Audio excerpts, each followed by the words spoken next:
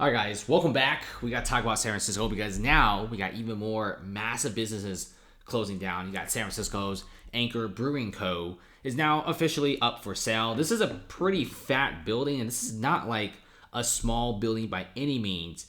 And this is actually in a pretty decent place, too.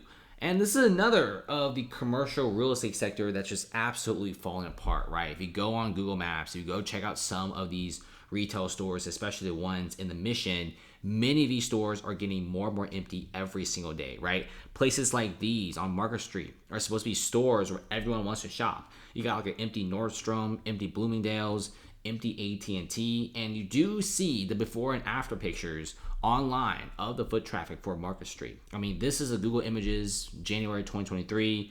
There's barely anyone on the streets, whereas back in the old days, this place was to be packed, especially in the summertime. There's a bunch of tourists coming into this location, but now you got mom and pop stores being robbed to oblivion, right? These mom and pop stores are barely even alive at this point. Check this out. IKEA's moving in, but how long are they going to stay, right? We're going to be seeing a Chanel store moving in as well, but I guarantee the Chanel store is probably going to be robbed day one. That's how it is.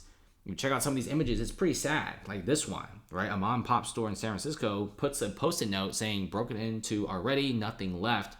Sad stuff. Okay, we're seeing a lot of merchandise, many small business owners constantly being robbed, constantly being burglarized. The city just not doing anything, but at the same time, very high taxes. So where are these taxes even going to at this point? I like San Francisco, but like for real, they really need to be having some pretty drastic changes. Business owners are pretty fed up, and most don't even want to complain. They just leave because no complaining is going to do anything. In fact, it's not just small business owners, even big stores like Whole Foods, Amazon Go, and recently even Express Clothing just moving out because there's no point in complaining when the city just doesn't listen. That's what's going on here. It's very, very sad, but hopefully this all changes. But like I said before, San Francisco doesn't really like big changes, so it's probably going to be the same old every single day.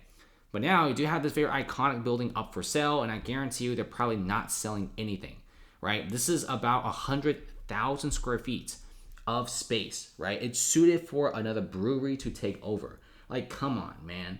When the breweries are shutting down, this city is so bad.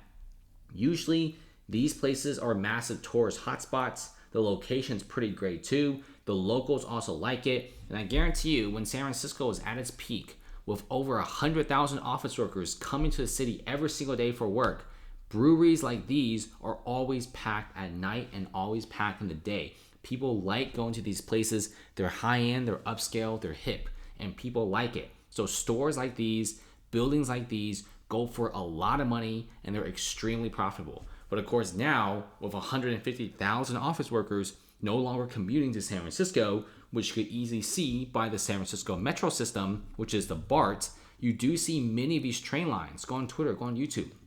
Many of these train line stations are super empty.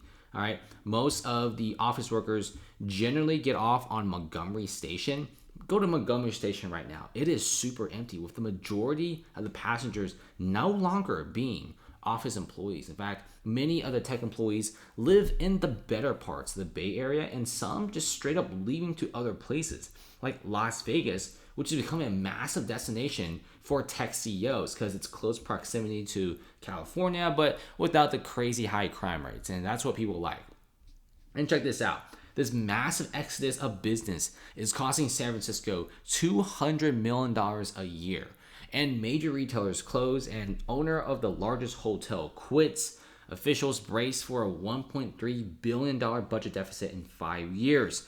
This is nothing to scoff at because San Francisco has always been the city where they're always turning out a profit, unlike other cities out there. Even in the old times, like 2015, 2016, the Tenderloin district was just a straight up an open air drug market in the middle of downtown, right? But here's the thing, there were just so many office employees walking around. There was so much tech. There was so much wealth in the area that even crack houses in this place go for so much money, like close to almost $1 million. And don't even get me started to nicer areas like Russian Hill, Telegraph Hill, and also the downtown area, and also the Dog Patch. 2 bedrooms would easily set you back $1.5 to $2 million easily. And the downtown condos, some with 2 bedrooms, go for almost $4 million. But now prices of real estate has dropped so dramatically. Same thing in Oakland, right? Homes near the Oakland San Francisco bridge sell for a lot of money. Now some of these one bedrooms just sell for $385,000. And if you go across the bridge and you check out San Francisco, real estate is pretty doo-doo as well. And it's not really looking so great. I mean, look at some of these homes in downtown. They're getting cheaper and cheaper by the day. In fact, almost every home has some sort of major price cut. And some of these price cuts are extremely drastic, like this one, $3 million taken off. This one, it's not even that expensive of a unit, right? $250,000 being taken off. Absolutely insane. And you just keep scrolling. There's some very, very nice condos, good looking.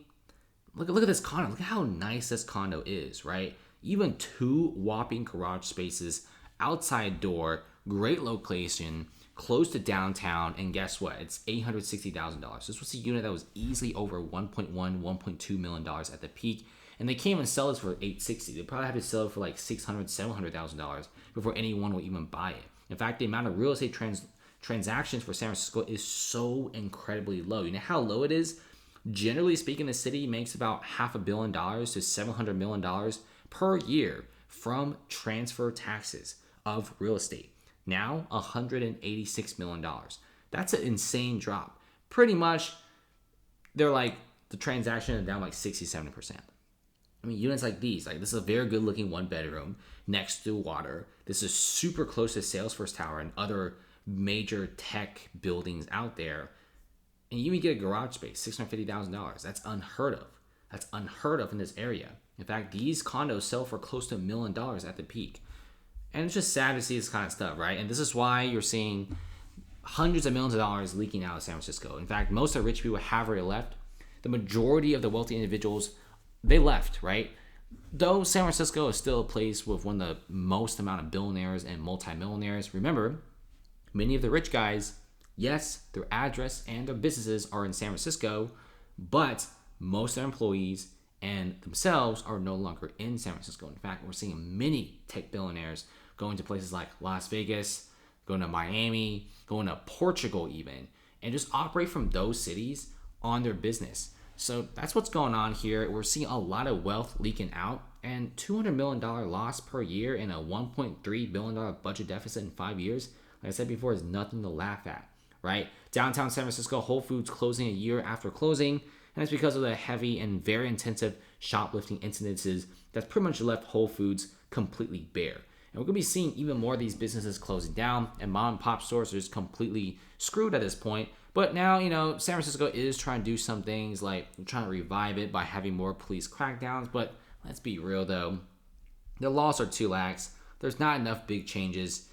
Let's just see what happens, right? But so far, it's just not really looking great for San Francisco at all.